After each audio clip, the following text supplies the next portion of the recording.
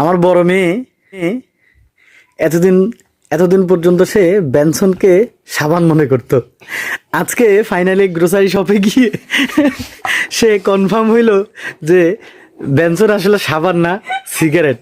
বাবা, তুমি কিভাবে নিশ্চিত হইলা?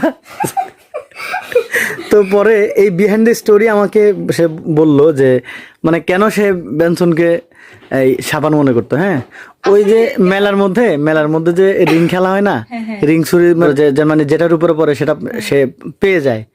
এখন একটা লোক নাকি সে ওই রিং এর মধ্যে তার বেনসন উঠছে। হ্যাঁ, এই বেনসনটা পেয়ে সে কি খুশি।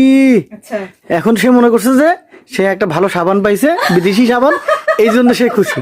কিন্তু আজকে হচ্ছে সে ওই যে গ্রোসারি শপে গিয়ে দেখলো যে একটা লোক সিগারেট মানে বেনসন কিনছে। হ্যাঁ, এখন সেটার পরে এই সাবানের মধ্যে কি করছে, মা আগুন জ্বালিয়ে মুখে নিছে।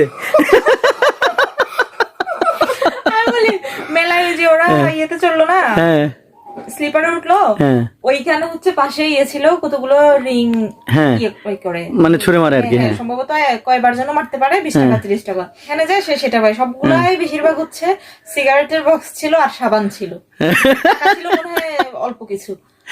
ওই সিগারেটের বক্স তো বাবা, এখন ফাইনালি তুমি এত বছর পরে তুমি জানতে পারলা বেনসন মূলত সাবান নয়, সিগারেট। কেমন লাগছে বলো? সোহা, তুমি বলো তো বেনসন কি সাবান না সিগারেট? বাবাস বাবাস ওকে।